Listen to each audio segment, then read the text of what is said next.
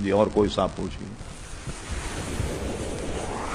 السلام علیکم. وعلیکم تو عدت کے دوران جو عورت جو معاملات کرتی ہے اس کے بارے میں کچھ تفصیل ہو. یعنی عدت کے دوران کیا کیا چیزیں جائز ہیں آپ یہ پوچھنا چاہ رہے ہیں. تشریف رکھیے. دیکھیے عدت دو قسم کی ہے. ایک تو ہے طلاق کی, ایک ہے وفات کی. طلاق کی عدت جو ہے وہ عموماً 90 دن کہی جاتی ہے, 3 مہینے. اور موت کی عدت جو ہے وہ 4 مہینے 10 دن ہے چاند کی تاریخ کے حساب سے, چاہے چاند 29واں ہو یا 30واں. یہ عدت یہ مشہور ہے, عوام میں یہی ہے. اب دیکھیے کہ ہر کتاب میں صرف اتنا لکھ دیا جائے کہ 90 دن کی عدت ہے, شوہر کا انتقال ہو 4 مہینے 10 دن. اب ظاہر اس کتاب میں پورا سیاق و سباق تو نہیں آئے.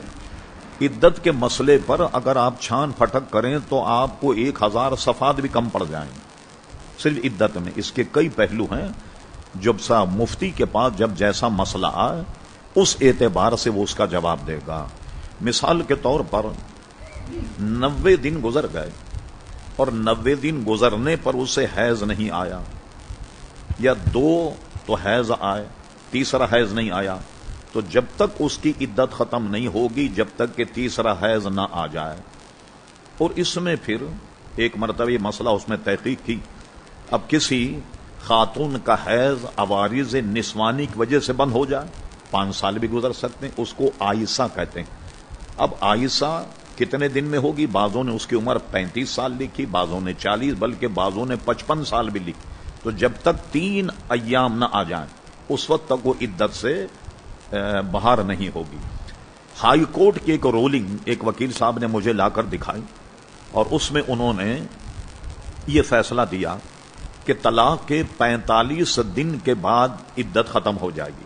اس فیصلے میں یہ لکھا ہوا تھا کہ اگر کسی خاتون کو طلاق ہو جائے اور 15 دن کے بعد اسے حیض آ جائے, تو اب اس کے 15 دن میں اگر حیض آ جائے تو اس کی میعاد تقریباً 45 بنتی. تو ہائی کورٹ کی ایک ایسی رولنگ بھی موجود ہے یہاں کہ اگر 45 دن میں 3 حیض آ جائیں تو عورت جو ہے اس کی عدت ختم ہو جائے گی. حاملہ عورت جو ہے جب تک بچے کی ولادت نہ ہو وہ عدت میں ہے. بلکہ ایسا بھی ہے, فرض کیجیے اس کے شخص کا, شوہر کا صبح انتقال ہوا, رات میں بچے کی ولادت ہو گئی, عدت ختم ہو گئی. تو عدت کا اصل معنی اس کا پیٹ کا خالی ہونا معلوم ہو جائے. ٹھیک ہے, تو یہ اس کی تھوڑی سی تفصیل ہے. اور اس میں لفظ عائشہ جو ہے نا یہ بہت کٹھن ہے, اور اس پر فقہا کے مختلف آرا ہیں جو اس وقت میں اس کو نہیں. معروف یہ ہے کہ 3 مہینے جس کو 90 دن کہہ لیں ہم احتیاطاً, اور موت کی عدت جو ہے وہ 4 مہینے 10 دن. اب اس میں خرافات جو لوگوں میں جمع ہوئی, پتہ نہیں کن احمقوں نے یہ مسئلہ گھڑا. شوہر کا انتقال ہو تو عورت جو ہے اس کی بیوہ وہ 40 قدم اگر میت کے ساتھ چلے تو عدت ہو گئی.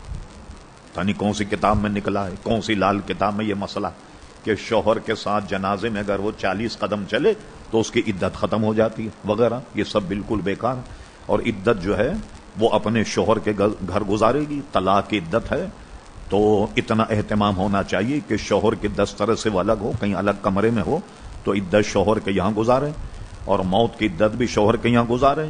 اگر کوئی عورت اپنی عزت اور ناموس کو محفوظ نہیں سمجھتی پھر کہیں اس کو منتقل کر دیا جائے. اور اس دوران ہمارے یہاں عموماً کوئی آدمی اس سے نہیں ملتا, ارے بھائی وہ عدت میں ہے, وہ اپنے جو اعزا اقربا جن سے پردہ کیا نام ہے نہیں کرے ان سے وہ مل سکتی ہے.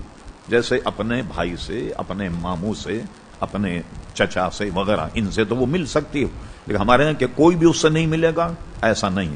اور پھر دوسری بات یہ ہے کہ عدت میں پردے کے مسائل وہی ہیں جو غیر عدت کے.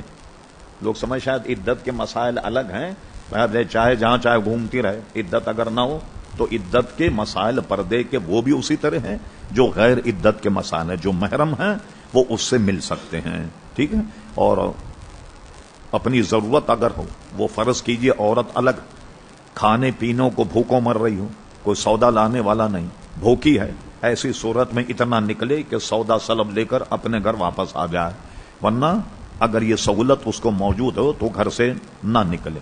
گھر سے نہ نکلنے کا مفہوم لوگ یہ سمجھے کہ صحن میں بھی نہیں آ سکتے، آنگن بھی نہیں آئے گی، ایک ہی کمرے میں بند رہے گی، یہ بھی بالکل غلط ہے، اس سے پرہیز کرنا چاہیے۔ اور یہ جو روایت نکل گئی 40 قدم والی نا، یہ بالکل لغو ہے، اس سے لوگوں کو پرہیز کرنا چاہیے۔